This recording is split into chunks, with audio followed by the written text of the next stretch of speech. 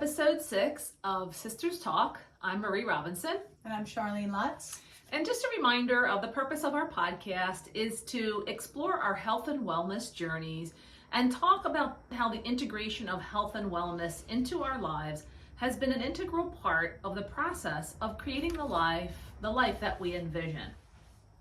And today we're going to dive into part 2 of how our inward and outward journeys have brought us to where we are today. And we wanted to focus on our routines for that and sort of how they've shifted and changed over the years and brought us to the point we're at now. So Marie, you want to start? Sure. I think this is a really important piece to incorporate because we can talk so much about what we've done externally, what we've done internally, what this work looks like, and, what we're eating and what we're, how we're exercising and how we're journaling and how we're spending time in nature. But when you come right down to it, how do you make those things happen in your everyday life? So I think that's how we came up to this, let's think about routines. If I'm going back, I was probably in my late 20s when I had started to really take better care of myself, and over the years have developed a really, I had a very rigid routine, and that included, before moving here, it was workouts 3 to 5, sometimes more days a week, going to the gym, running, not really much yoga back then. But definitely hiking, running, biking, things of that sort. Mm-hmm. And that, was all well and good. But again, if you remember from the last episode, I wasn't really doing the inward work. I wasn't really balancing. So I wasn't really listening to my body. And I would say I've ignored my body for quite some time, up until maybe relatively recently, just functioning. So then moving here, very busy, but still knew the importance of, eating healthy and exercising. So those have been my two, pieces that have always been part of my routine. So for a long time, I did a 4 a.m. wake up, and within, say, 45 minutes or so to an hour, I would be right on the treadmill or doing some type of exercise, and then showering, get ready, go to work. And then on Sunday mornings, I would spend a lot of time cooking and prepping the healthy meals. Would you say that this was kind of like automatic, and that's what you meant, how you weren't really listening to your body, you were just sort of on autopilot doing these things that definitely gave you a routine and a system, and also that wellness piece, but they were kind of like mindless? I think that would really describe it pretty well, because I didn't listen to myself if I didn't feel like doing it. I would just do it anyway. Mm-hmm. And that became, I think I was really putting myself under a lot of stress. That's what I realized probably a year and a half ago or so, maybe a little longer. And that's when I started to really be a little more flexible, and not be so hard on myself. If I couldn't do a 45-minute workout, just a 15-minute workout, but still, and then taking days off. So now how it's evolved is I spend more time in the morning, starting with some journaling and doing some meditation and just some quiet time. And then that leads into, that helps me to connect. And you spend time in nature, right? Don't you often take some walks on your property in the morning? Definitely. We'll take some walks outside, just enjoying the morning air, and always great in the morning stillness, because you might see any type of variety of wildlife. Just this morning, I saw a great blue heron right out front, which was just beautiful and majestic. But other little creatures coming by. So it's just been a real, of course, checking in on our chickens that we have. That's always fun. But that slowing down piece has, one might think, would have been detrimental to, like, you're not doing your workouts as much as you should, but it's been more of enhancing my life because it's allowed me to slow down and sometimes just be, right? Because we don't give ourselves enough time to do that. And I can't do that every morning. It's not a leisurely morning every morning, but definitely on the weekends. And I try to, get up at a time where I have time before having to go to work to, do some of those things. Yeah. Now, how about you? How is I know you've been at this, I feel, longer than me, and I'm curious to know how your routines have evolved. Yeah. So I think for me, I really relate to the slowing down. That's been huge coming here. I used to live a very fast-paced, kind of activity-filled lifestyle. I was working full-time at a school, and I was always doing that up until this point. So that really did occupy a lot of my day. But I was also doing a lot of workouts and kind of racing here, racing there.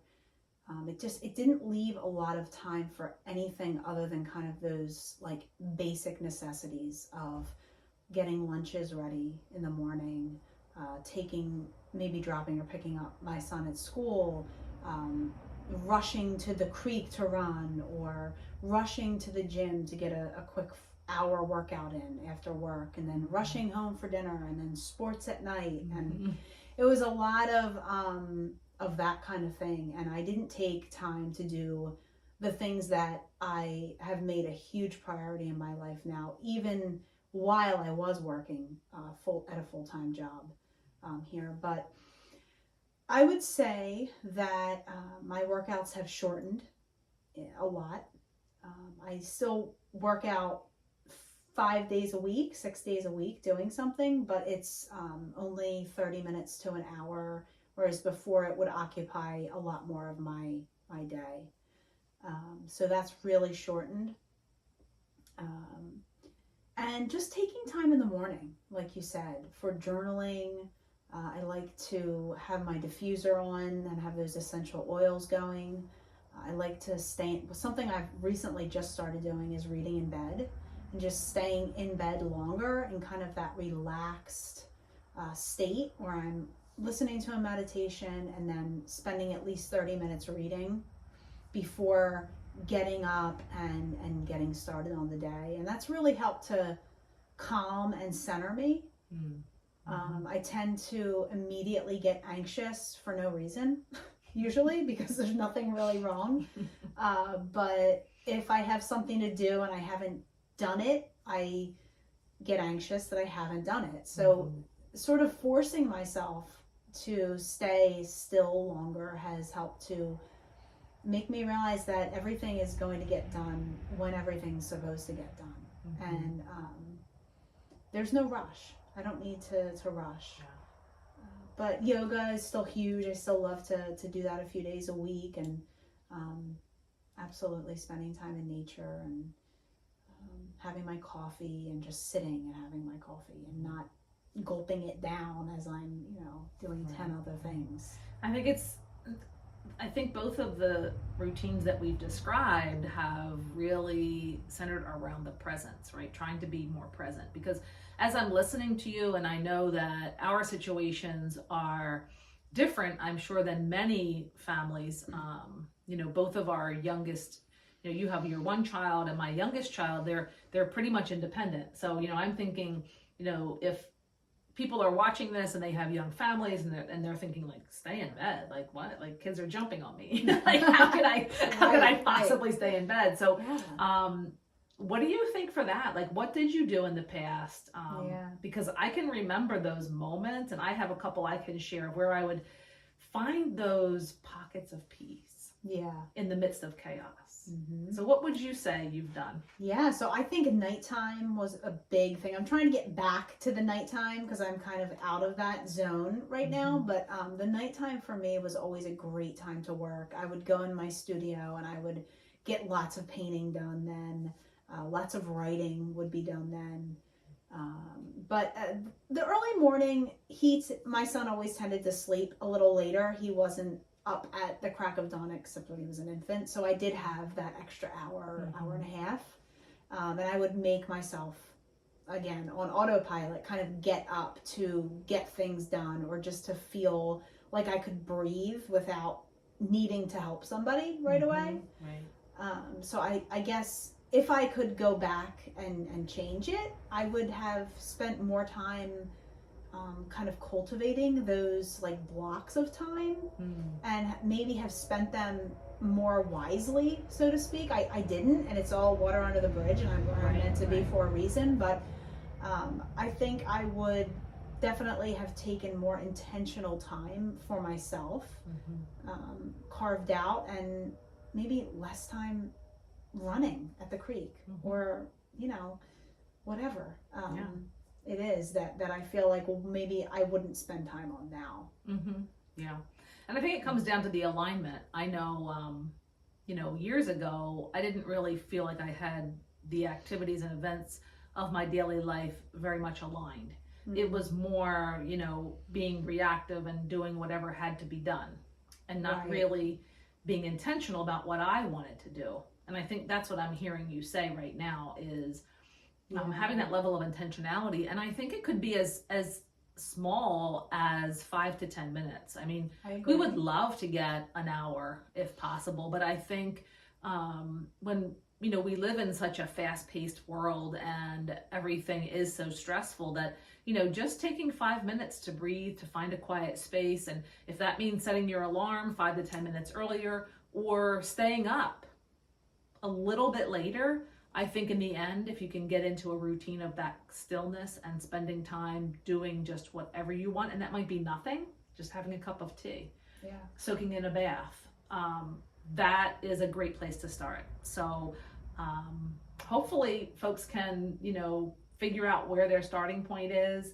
and start to incorporate, small changes over time, right? And not to stress yourself out, that you're not perfect, that you didn't do it right today, or you didn't get this in today, and just then tomorrow's a new day. Absolutely. Yeah. And we're amazing beings just by being. Right? Exactly. All right. So you want to read our I will. Our tea inspiration for the day. Okay. The unknown is where all outcomes are possible. Enter it with grace. Thanks everyone. Thanks for joining us. See you next time.